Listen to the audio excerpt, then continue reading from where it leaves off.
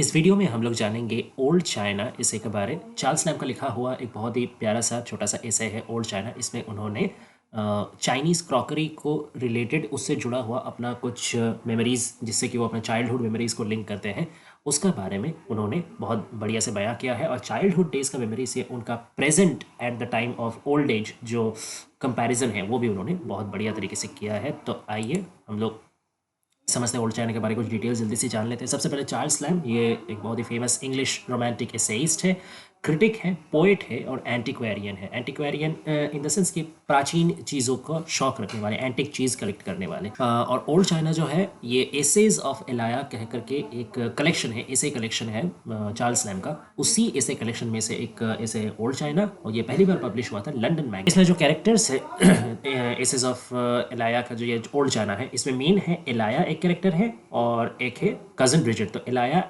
Actually में Charles lamb खुद है, ठीक है, जो नरेट कर रहे हैं ये पूरा ऐसे को नरेट कर रहे हैं, ओल्ड चाइना ऐसे को नरेट कर रहे हैं लैम्ब, ठीक है, चार्ल्स लैम्ब खुद। अब उनका नाम है एलाया, ठीक है।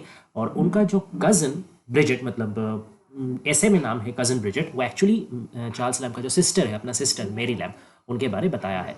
तो एलाया और उसका कज़न ब्रिजेट ये पूरा मतलब जो ऐसे है इसमें फीचर होते हैं, लेकिन इन दोनों के जरिए एक्चुअली में चार्ल्स लैम्ब अपना और अपना बहन मेरी लैम्ब का बचपन का कहानियाँ यहाँ पे बता रहे हैं, ठीक है। तो यहाँ पे अब कुछ देख लेते हैं कुछ हाईलाइटेड जो घटनाएं हैं। पूरा ऐसे में ऐसे तो काफ़ी डिटेल्ड है लेकिन उतना डिटेल्स हम लोग को जानना नहीं है, बस कुछ कुछ फीचर्ड पॉइंट जो है वो हम लोग आज का वीडियो में डिस्कस करेंगे। जैसे ऐसे जब ओपन होता है तो description of the picture on Chinese crockery, तो चाइनीज़ कुछ यूटेंसिल्स क्रॉकरी में जो पिक्चर है उसमें उसका डिस्क्रिप्शन से वो शुरुआत करते हैं।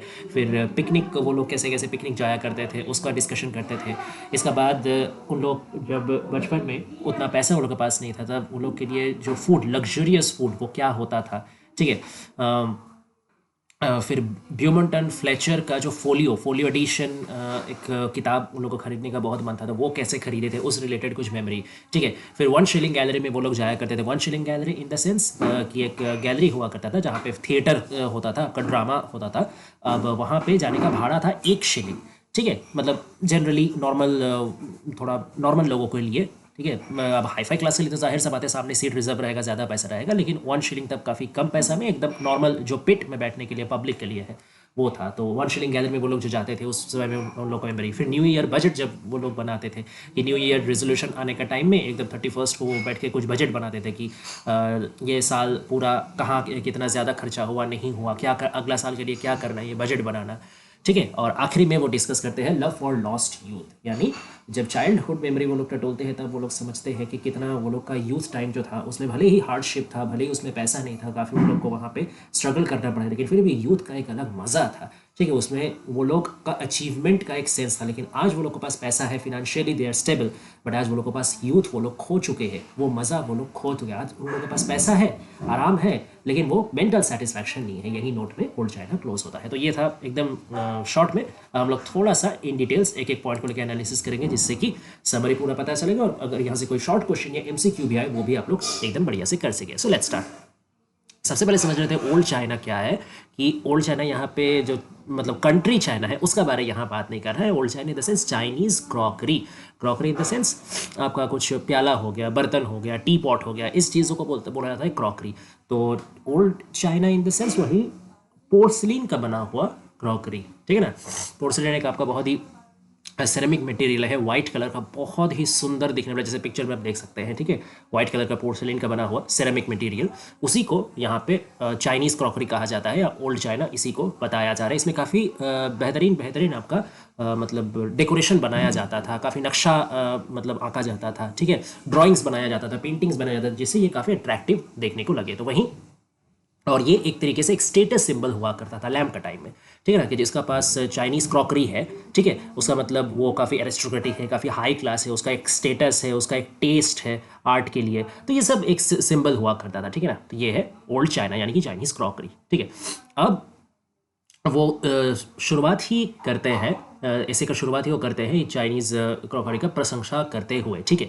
और वो ये भी बोलते हैं कि उन्होंने सबसे पहली बार एग्जीबिशन कब देखा था या सबसे पहली बार प्ले यानी नाटक कब देखा था वो तो याद है उनको, लेकिन सबसे पहली बार उन्होंने चाइनीज़ क्रॉकरी या ओल्ड चाइना कब देखा था ये लेकिन उनको याद नहीं है।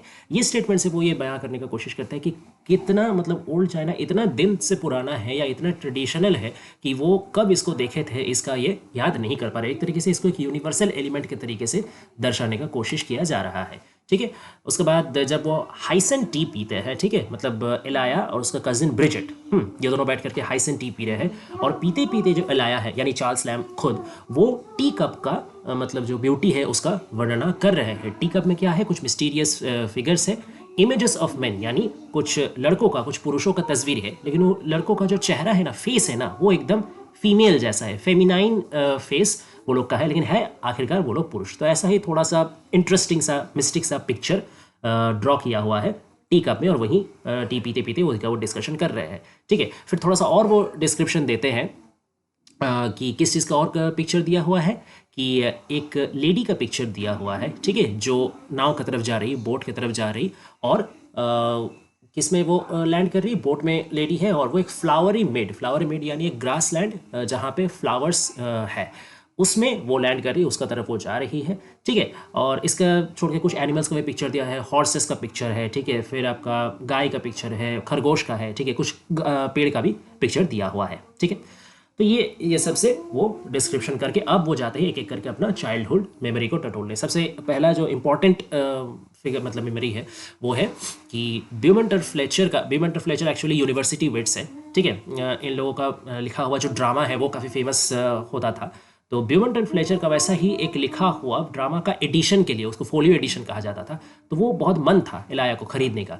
तो वो खरीदने के लिए बट उसके पास पैसा नहीं था, तो थोड़ी थोड़ी करके जमा करने के लिए वो क्या किए थे कि अपना वो कॉस्ट कटिंग करते थे। उनका जो एक बहुत ही पुराना सा एकदम मतलब वॉर्न आउट, ठीक है, जगह जगह पे सूता निकल के आया था, मतलब टूट गया था, ठीक है, एकदम पहनने लायक नहीं था, एक ब्राउन सूट बहुत पुराना, लेकिन उसी को वो पहनना कंटिन्यू करते थे, नया ब्राउन सूट नहीं खरीदते थे ताकि वो पैसा बचा सके। और वहीं पैसा बचा बचा के आखिरकार उन्होंने ब्यूमेंटर फ्लेचर का एक मतलब फोलियो एडिशन सच में खरीद लिया था। और ये उन्होंने कहाँ से खरीदा था, बेकर्स बुक शॉप में खरीदा था।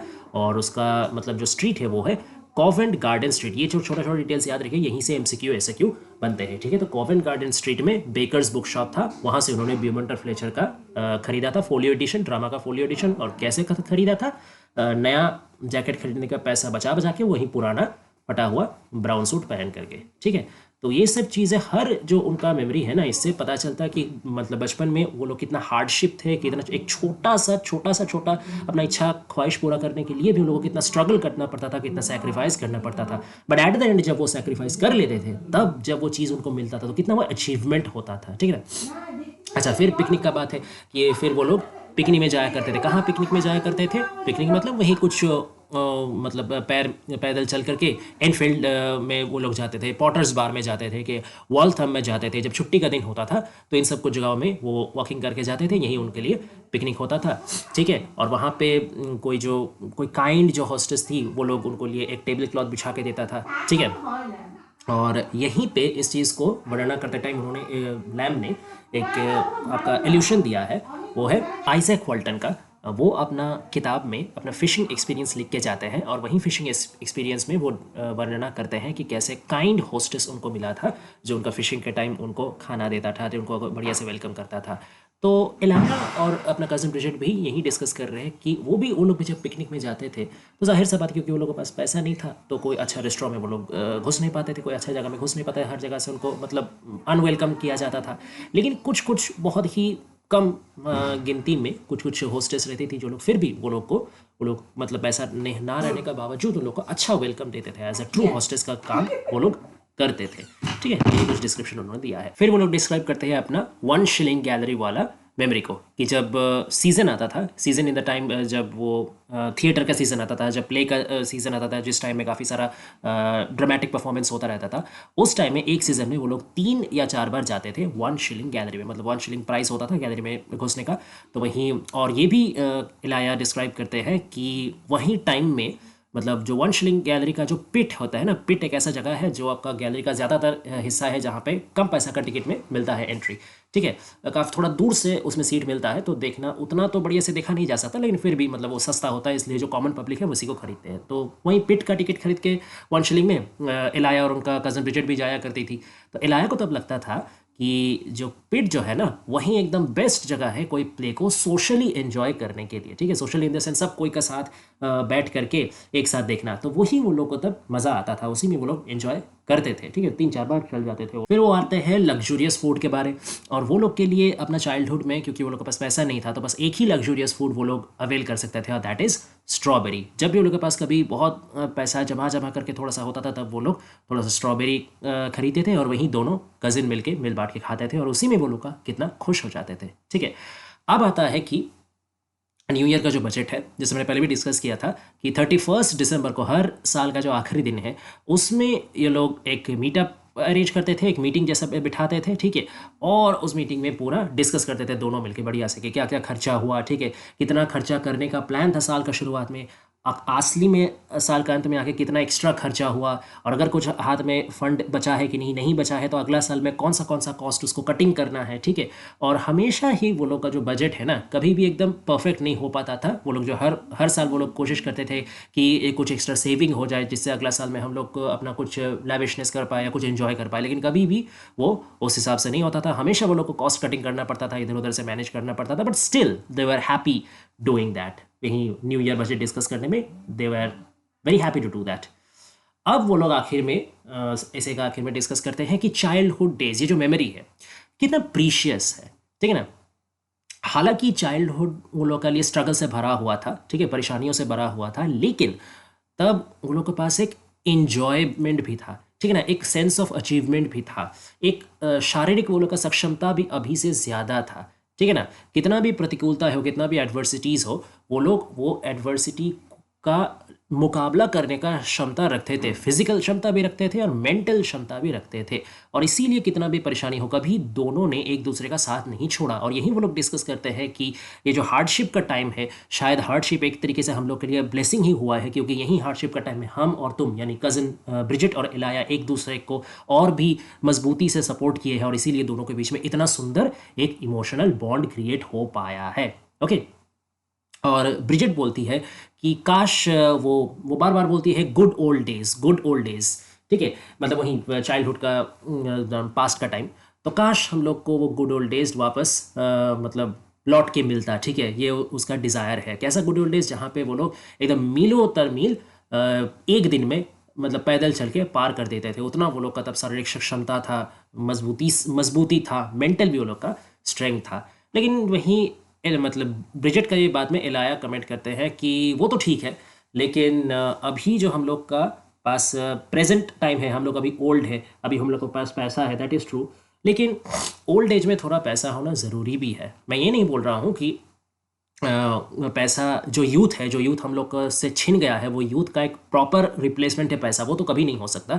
लेकिन ओल्ड एज तो सबको आना ही है, किसी के लिए भी तो अपना यूथ परमानेंटली पकड़ के रखना संभव नहीं है। तो जब ओल्ड एज आना ही है, तो पैसा नहीं रहेगा वैसा ओल्ड एज से तो कम से कम पैसा रहना वाला ओल्ड एज बेहतर है, क्योंकि बचपन में तब हम लोग के पास एडवर्सिटी था, पैसा नहीं था, तो हम लोग के पास वो ताकत भी था कि हम लोग उसका मुकाबला करें, पैदल चल के जाए, बिना खाए बिना अच्छा लग्जरी का भी हम लोग ज़िंदगी बिता दे सकते थे। लेकिन अभी हम लोग का शारीरिक सक्षमता उतना नहीं है, अभी हम लोग को थोड़ा लग्जरी चाहिए, वो अभी हम लोग का नेसेसिटी बन गया है, और पैसा नहीं रहेगा तो हम लोग के लिए बुढ़ापा बहुत मुश्किल हो जाएगा। तो ये एक वो लोग कंसीड पॉइंट में आते हैं, ठीक है। और एकदम जो आखिरी इमेज है जिसमें ओल्ड चाइना का जैसे ख़त्म होता है, that is the picture of Chinese sweater with an umbrella, यानी फिर से ये आपका ऐसे शुरू भी हुआ था चाइनीज़ क्रॉकरी का जो पिक्चर है उसको डिस्क्रिप्शन करने का थ्रू, ये ऐसे एंड भी हो रहा कि एक और चाइनीज़ क्रॉकरी में जो पिक्चर है, क्या पिक्चर है, ये एक चाइनीज़ वेटर है, वो एक छाता लेकर के खड़ा है। छाता किसके लिए, उसका मिस्ट्रेस के लिए, ठीक है, एक मालकिन के लिए। एक लेडी है, एरिस्टोक्रेटिक लेडी है, उसके ऊपर छाता लेके चाइनीज़ वेटर खड़ा है, और यहीं को डिस्क्रिप्शन दिया जा रहा है कि कितना सुंदर है, एक आर्ट वर्क है चाइनीज़ पोर्सिलिन। और एक तरीके से ये जो आर्ट वर्क है ना, ये चाइनीज़ पोर्सिलिन का, ये रेमिनिसेंट ऑफ लॉस्ट यूथ का भी काम कर रहा है कि वो लोग जो यूथ को खो दिए हैं, वो यूथ में वो लोग वापस लौट के जाने का भी तो कोई ऑप्शन तो नहीं है, मतलब परमानेंट तो वो लोग लौट के नहीं जा सकते। लेकिन जब भी वो लोग ये आर्ट वर्क को देख रहे हैं, वो लोग का मन में एक भावना आ रहा है कि कम से कम आर्ट वर्क में तो कोई भी चीज़ का जो यूथ है, कोई भी चीज़ का जो ब्यूटी है, वो हमेशा हमेशा के लिए प्रिजर्व्ड रह सकता है। आर्ट वर्क में जैसे चाइनीज़ पोर्सलिन में जो ब्यूटीफुल चाइनीज़ लेडी का तस्वीर है या फिर जो चाइनीज़ वेटर का तस्वीर है, वो लोग को जितना ब्यूटीफुल और जितना यंग तरीके से ड्रॉ किया गया, आज से 50 साल बाद, 100 साल बाद, 250 साल बाद भी ड्राइंग चेंज नहीं होगा, ड्राइंग वैसा ही रहेगा। भले उसमें धूल मिट्टी पड़ जाए, वो अलग बात है, लेकिन ऐसा नहीं होगा कि एक ब्यूटीफुल वुमेन का पिक्चर अभी ड्रॉ किया गया, 10 साल बाद वो भी बूढ़ा हो जाएगा, नहीं। तो आर्ट में permanent beauty, permanent youth is possible. तो एक तरीके से इसको रियल लाइफ का जो हार्शनेस है उससे तुलना किया गया है। So that is the main points of the whole essay. आशा करते हैं आप लोग को चाइना का समरी पसंद आया होगा। अगर अच्छा लगे वीडियो तो प्लीज़ सब्सक्राइब करके नोटिफिकेशन बेल दबा दीजिए, क्योंकि ऐसे ही और भी समरी वीडियोज़ एंड और भी पोइट्री का वीडियोज़ हम लोग लाने वाले हैं। So thank you guys for watching, stay tuned, more videos.